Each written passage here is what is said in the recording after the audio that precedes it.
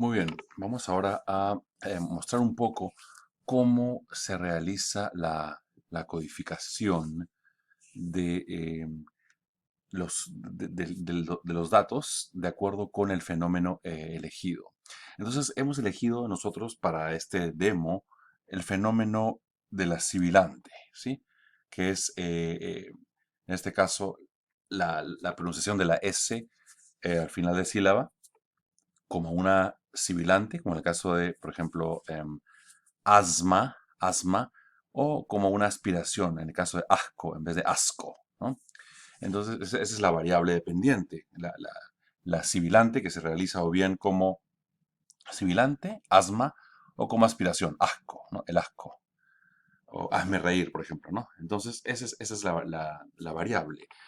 Y eso es lo que ustedes han elegido, ese es el fenómeno lingüístico que ustedes han elegido en la primera semana de clase ya. Las variables independientes o factores son los que ustedes van a encontrar a partir de la bibliografía que han leído y la que les he dado yo a todos y a todas les he dado por lo menos dos artículos, ¿sí? Entonces ustedes han tenido que buscar por lo menos dos más y de ahí salen estas variables independientes o factores. Tenemos, como ya han visto en la literatura, en el libro, ¿no es cierto?, en el libro de texto, factores o variables independientes sociales o externas y, por otro lado, lingüísticas o internas. Las variables sociales casi siempre son las mismas, ¿no es cierto?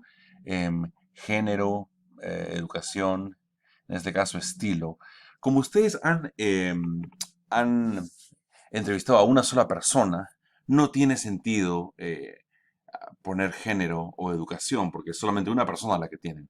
Ahora, si ustedes han entrevistado más, o si ustedes, por ejemplo, se ponen en contacto con otros estudiantes que hayan entrevistado al mismo grupo eh, social, por ejemplo, Carmen estudió la sibilante, la S, en el grupo mexicano-americano de Phoenix, y Pedro estudió la posición de sujeto en el mismo grupo eh, de Phoenix, ¿no? De mexicanos americanos. Entonces podrían compartir sus datos, ¿sí? Y pese a que el fenómeno que cada quien estudia es diferente, pueden compartir sus datos, entonces ya tendría Carmen dos hablantes y Pedro tendría también dos hablantes, ¿no? Esa es otra manera de hacerlo, pero si ustedes solo tienen un hablante, entonces esto no es realmente importante. Sin embargo, el estilo sí es importante cuando se trata de una variable eh, perdón, fonológica, como es el caso de la S, ¿no? De la sibilante.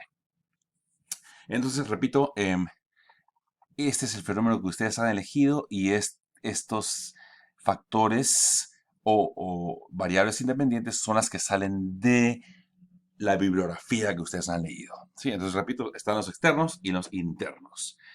Externos probablemente ustedes no usen em, y internos de todas maneras hay que utilizar. ¿Sí?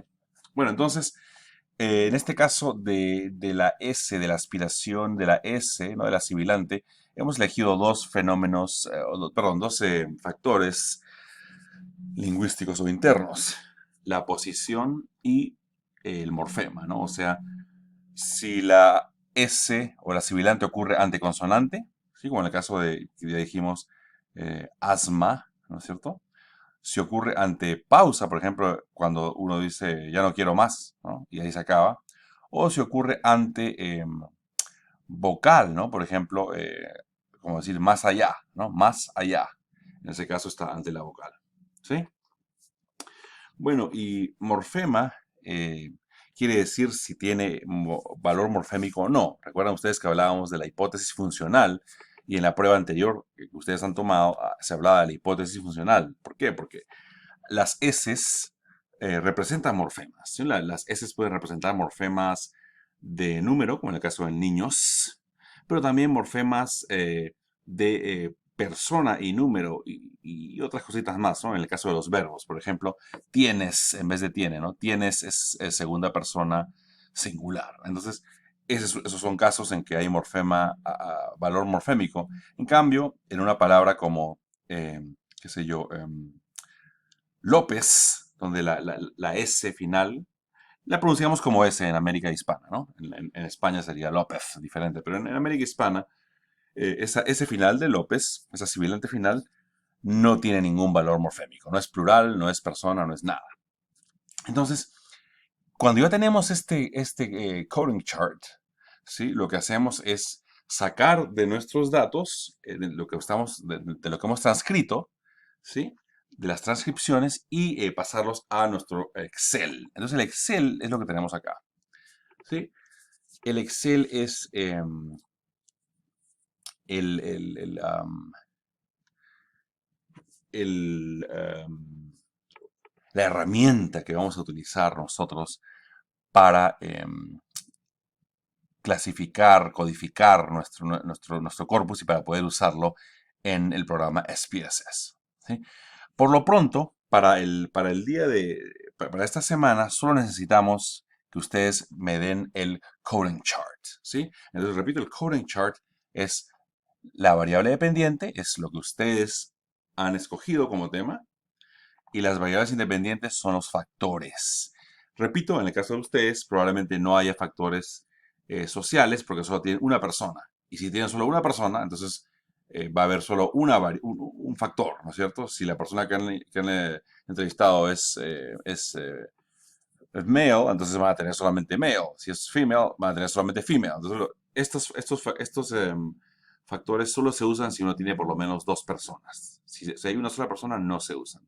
Y estos de acá sí se usan, así sea una sola persona, y estos vienen de la bibliografía que ustedes han leído. Y repito, después de que tengamos esto, después de que ustedes hayan confeccionado su coding chart, ya ustedes van a pasar a extraer los tokens y a clasificarlos.